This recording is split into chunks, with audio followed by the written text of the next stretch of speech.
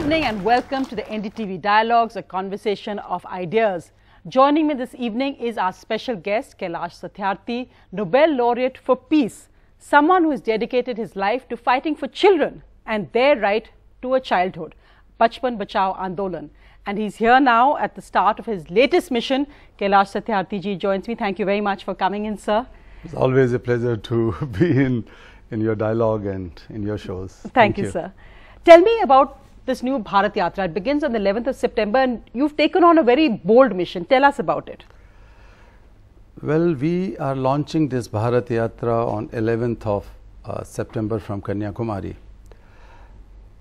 But when I declared it, I said that this is a war on rape, war on sexual abuse and war on trafficking. Because we cannot solve this growing moral epidemic in business as usual manner. We have to wage a war. We cannot wait. We cannot just preach. We cannot just keep on talking about these issues and sometimes exposed in media. Every morning, every afternoon, every evening, what we see, 2 children are sexually abused every hour in India. And whose children are they if not ours? So I have launched a war, not just a campaign. What do you think, Kailash? You have grown up fighting child labor. Suddenly the focus seems to have shifted. Why did you think this was so important? What has changed in the years that you've seen? I mean, in India it was always a child is precious, a child is kept safe. You argued against that when you saw how children were working. What do you think has changed today?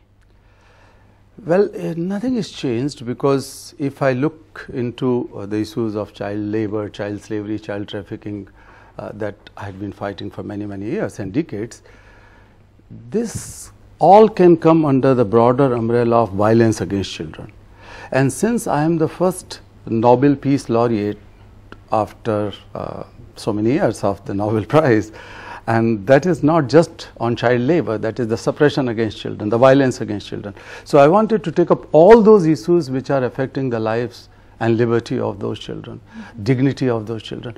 And this is very much interconnected issue. When the children are trafficked, sold and bought like animals, and sometimes in lesser prices than the animals, one of the purposes is definitely sexual abuse, rapes, sometimes child marriages, which is also a kind of rape on minor. So these things come under that. And now in India, we see that on one hand, this menace is growing, and that cannot be solved by only government agencies or police. There is a need of strong social movement where the people will feel that it could be me tomorrow, it could be my sisters, my brothers, my daughters. And the very fundamental thing which came to my mind, that whether India should be driven by fear or by freedom. We are all aspiring to be a great nation. We are all aspiring to make India a new India. But my concern is that we cannot make a new India until unless our children are safe. Children are free to speak. Children need not to live in silence and suppression. Do you think, I asked also because our focus on our Indian culture and heritage is something that we are all very proud of as a nation. Do you think there has been a disruption in society when the Nirbhay case happened? There was a huge focus about, the children, the minor who actually took part came from a troubled home and background. Do you think there's been a disruption in the moral fabric and the social fabric around us? Well, there's so many things actually. After Nirbhaya case, the reporting is much better. I mean, the media is more concerned, the society is more concerned. So the reported cases are more than before. That's true. But on the other hand, we also see that the average age of victims of rapes is lowering. It is declining. Earlier, normally 15, 16 was the common age, average age. Now 4-year-old girls are being raped, and 8 or 9-year-old has become quite common. Earlier it was not so brutal. Of course rapes are brutal, it's a heinous crime against humanity, but now the brutality has gone to an extent where the rapist and these monsters try to kill those boys and girls. So rapes and sexual abuse, other kind of sexual abuse, and killing of innocence, killing of smile, killing of freedom of those children is going simultaneously, and that is unacceptable. You mentioned the case also, we talked about Guria, and what often happens is that the system fails these children. The crime is heinous enough, but then the kind of support from society, from police, from courts is even worse. Can a social movement change that? Tell us, you met Guria's family, tell us about that. Yeah, so 2 Gurias. One Guria was in Delhi.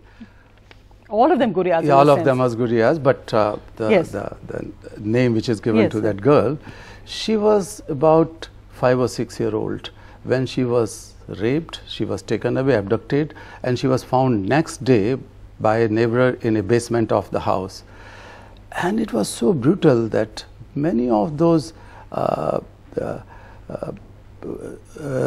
cigarettes and candles and pieces of Coca-Cola bottles or wine bottles, but put inside her body.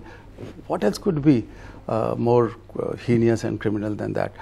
But somehow when these people were arrested after a lot of hue and cry, one of those rapists claimed that he is a minor, though he was not a minor. So that was all manipulation. So we are fighting this case in the High Court and taking it up as the highest level to make sure that Guria gets justice.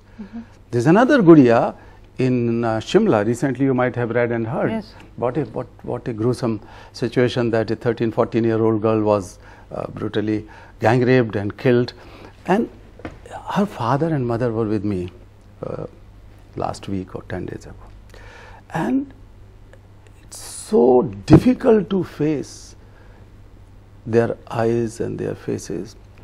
The man said to me that, Babuji, God should not give this punishment to anyone in life. He said that when I hold the dead body of my daughter, it was completely naked and it had at least 50 to 60 bites and chews on all private parts of her body. They have eaten the body of this beautiful girl. So father told me that. Imagine that we are the largest democracy in the world. Imagine we proud of ourselves being an Indian. Imagine that we have a constitution, we have laws. But when a father says like that, is it not a slap on all these big cultures and religions and constitutions and laws of our country? What are we doing? And I mean, there are no answers you can give him actually, and I think it's really important to make point religion that all spiritual leaders, religious leaders should also come together. But questions of the Bharat Yatra, let the children speak. Any questions you'd like to ask Kailash ji on that? Go ahead, this young girl here, and then I'll ask you. Yeah, go ahead. Sir, so how do you think the Bharat Yatra will help in such a radical and violent problem such as sexual abuse against children? What is your mission in this Yatra? As I said, that Bharat Yatra is a war on sexual abuses and violence against children. That means we want to engage all sections of society, and primarily I am very much counting on you, on the young people like you. If the people of my age, leaders of my age, godmen of my age, and all kind of businesses of my age and the elder ones were able to protect India's children, then I need not to think of such a Bharat Yatra. So the young people should lead, they should sit on the driving seat. So everywhere, wherever the Bharat Yatra would be passing, thousands, tens of thousands of students from universities, colleges and schools would be joining. That is one. We wanted to make an appeal that at least 1 crore Indians should pledge that they will oppose any form of child sexual abuse around them. Because our daughters, our sons, our sisters, brothers are not safe at home. Because the abusers could be Fufa, Dada, Chacha, Tatu, Tau, Nana, even father. I was really ashamed when a girl told that I was forced to go to police through my mother because several nights my father raped me. And one night I told Daddy, please, I don't want to sleep with you tonight because all my body is in pain. So we wanted to engage youth to speak out, be angry and express your anger in changing this scenario in the country non-violently, peacefully. We are involving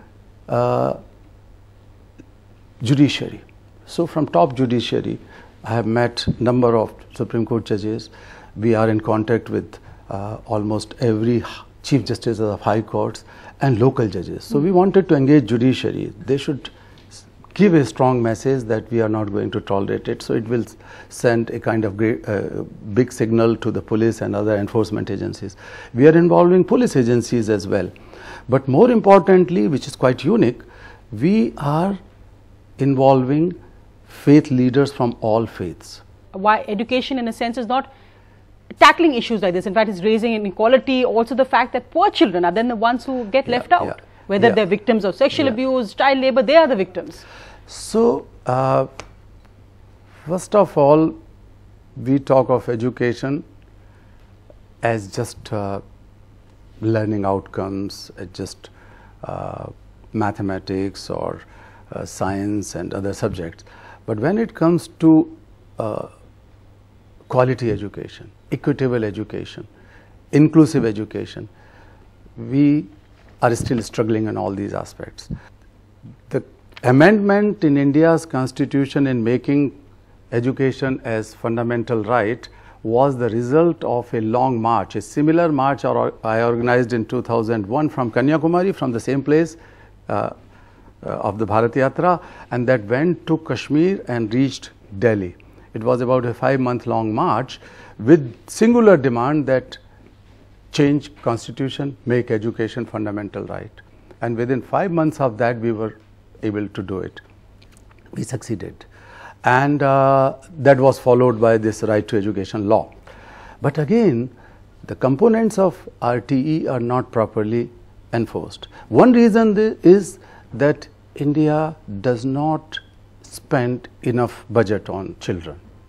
We are all proud saying that India is a young country, one of the youngest countries.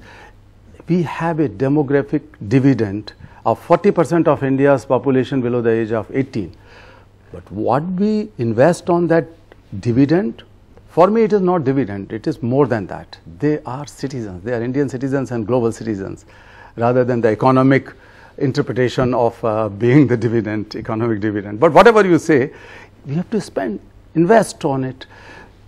We spend 3.5 or 6%, less than 4% of our GDP on education, health and protection combined on this 40% population below the age of 18.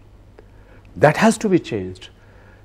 I kept on raising this issue and we raised this issue, and young people should raise this issue again.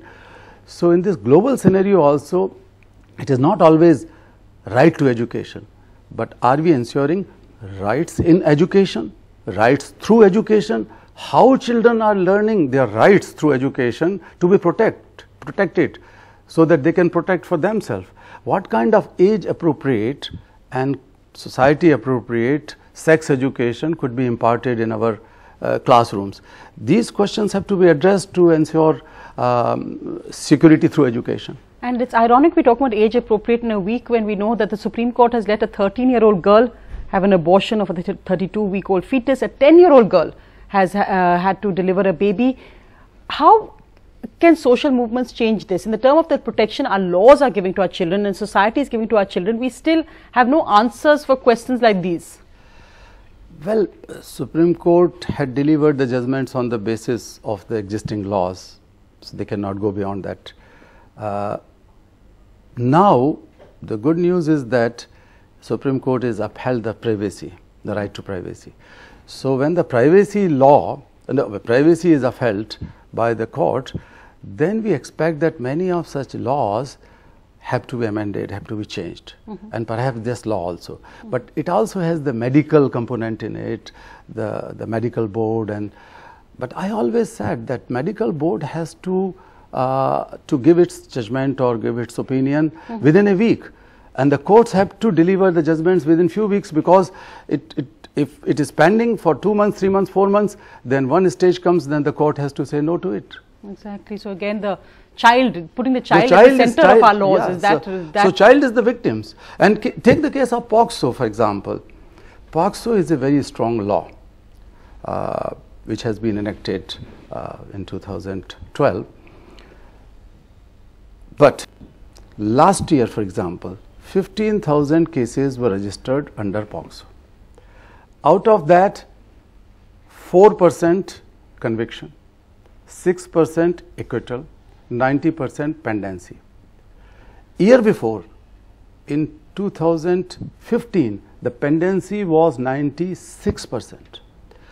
So imagine, if no child sexual abuse takes place from now onwards, nowhere, then it will take 10 years to 40 years in different states to dispose of those cases, pending cases. What a mockery.